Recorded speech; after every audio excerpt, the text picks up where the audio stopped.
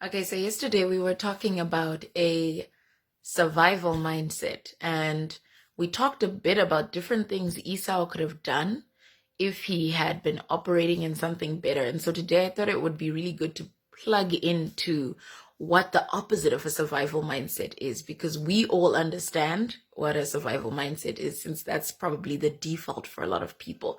So, how then do we get into a thrive mindset? Well, Proverbs 16, verse 3 says, "Commit to the Lord whatever you do, and your plans will succeed." Now, that in itself is just a core at the center of it, right? That are we committing everything we do to the Lord? Because when He's not involved, it means we're leaving the world to resolve the situation, right? Which is why prayer is so important, right? And that's what we've been trying to do to try and curb some of what was already planned by man, right? And so I just have a few tips based on things I've experienced in my life about where I've been most plugged into a thrive mindset, or some of the tools that help getting out of that, fear that comes with survival mindset. So the first is, we've been talking about in the series a lot about how we speak about ourselves, the future, everything. That language matters, because if we say there is life and death in the power of the tongue, there has to be a different way about talking about something. Even when it's bad, there's a language that is less defeating and more edifying, and we have to commit to stay speaking in that language. The second is a pursuit of growth. And I've put here a refusal of complacency, right? Complacency and is not the same as contentment, right? I think sometimes we like to put them together. But one should never be okay being in the same place they were 10 years ago. Something should have shifted in your life. There has to always be some sense of you're growing, and you're renewing and feeding your heart and mind constantly. So there's always going to be something that we need to be releasing, letting go of, that kind of thing. Yeah, it's just the human way. We're never going to arrive, but there has to be a sense that, we're pursuing some type of like, okay, I need to work in this thing. And we need to be possibilities focused, right? Being problem centric is what got us into a survival mindset. And it's also just the way human beings think, that if you give them a problem, straight away they're going to keep just zeroing in on the problem instead of looking at it as a possibility. And so not only is that a different language, but also seeing our challenges as opportunities. I always know that that quote, "Necessity is the mother of all invention." I have always seen that to be true in life, and we find in the stories of people who've achieved amazing things that they saw a lack and they let it inspire them instead of deflate them. And so we are called to do the same. That you see something and you're like, "Oh, there's a gap there. Huh, I could fill it." Or, "There's a gap there. I can put these dots together to help fill it." It's not about just zeroing in on the gap, on what's not there. And that's, for me, is a big reason the complaints fast has been something I've just tried to continue doing. I don't know if I have completely changed in just 2 and a bit weeks as far as not complaining, but that commitment matters. And so the other thing is, and a good examples of this is, I've heard of a lot of people who've actually just been in their spare time sewing masks for people in this time, right? So even at the height of a crisis and people are saying masks are running out, people are like, "Oh, okay, we're going to sew just general masks to at least like help doctors or other people on the front line of the COVID-19, right?" So things like that. Like, do you have a position that you want to play where there's a lack that people are stressing about? And so that also connects to the next point, which is also helping others achieve their goal.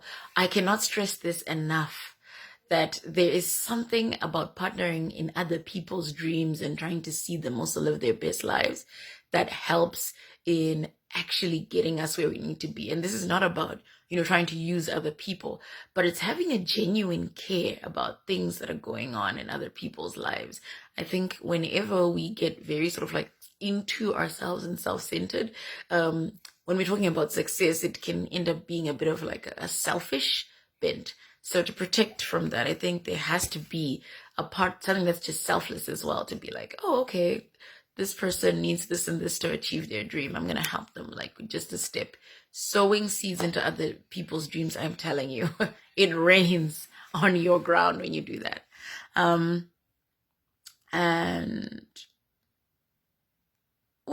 this is a very important part. So linked to that point, so Mammon, who's the god of money, is usually the one at the forefront, right, when it comes to survival mindset. And so I always love the fact that they say, if you want to stick it to Mammon, there's nothing that does it like generosity, like doing something for someone else, right? So a Thrive mindset releases things to other people, even if you are not necessarily sure if it was an investment or something like that. So it's just literally just having that moment where you're like, oh, God's given it to me, and I'm just going to, like I said, give a bit of overflow to this person. That, I'm telling you, that keeps your coffers going. Anytime you just take a chance and you're like, oh, maybe, So listen to that voice. If God's given you something like, oh, I should give someone X amount of money or whatever, like, it has blessed me so many times. And you'd be amazed, because sometimes it's something so small, simply like giving someone a lunch and they tell you what it meant for them. Just obey. When you have those small moments where you feel like God's trying to use you in that way, do it. And I also believe that the worldly knowledge is to hoard, right? And keep to yourself, and to keep only for yourself. And that worldview is steeped in selfishness. It's not godly. And sometimes it's packaged as wisdom. A lot of people say, oh no, you need to just, we have to protect our pie because there's not enough for everyone. We need to stop seeing abundance as something that is like a piece of something, because that implies it finishes. What God gives never finishes. So it's not a cake or a pie you're trying to cut. It is, like I say, like a waterfall. It's just an endless overflow. So we really shouldn't be greedy with what is not ours as well. So I think there is something about like steward, but don't be selfish, that kind of thing. And I also definitely purpose-driven things. If you aren't plugged in, you will short circuit back into survival mode. We need to remember that passions aren't luxuries. They're essential. At the center of people's burnout is that lack of, like I was saying, creativity, operating in passions, those things. These are not fluffy, nice things as the world likes to make it seem. They are necessary for us to thrive. And also, we need to trade our insecurities, because remember, survival mode also has a lot of, I cannot, the situation cannot. There's a lot of negativity in it. We need to trade all of those for confident assurance in God and in self. Deuteronomy 8:18 says God gives the ability to produce wealth, right? So this is not just wealth and money, but just all things that are fruitful. God actually gives you ability for it. So once again, as I said, let us not put a lid on God. Let us not limit God. And also losing the need for validation. Oh, it really is. Validation is for parking. If you are really constantly needing affirmations from other people that you're doing something good, that'll make it very hard to have a Thrive mindset. You need to be able to juice yourself up as well, and you need to psych yourself up. So I think that, we serve an inside out God, right? The outward affirmations and confirmations are only periphery. The core needs to be inside you. And so we have to lose the grip of offense, comparison, materialism, all these things that make us look outward so much. Okay, and finally, we need to accept pain as part of the journey. I think at the core of survival mindset is this concept of always escaping some kind of pain, whether it's imagined or perceived, whether it might be in the future, whether it might be in the current.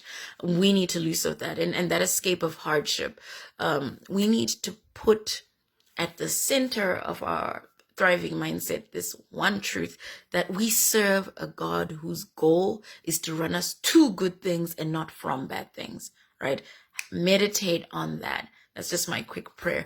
Lord, I pray that everything we've been talking about today, Lord, I pray that this resonates in people's lives. I pray, Father, that you are sowing seeds now in people's lives of a different way of being, Father.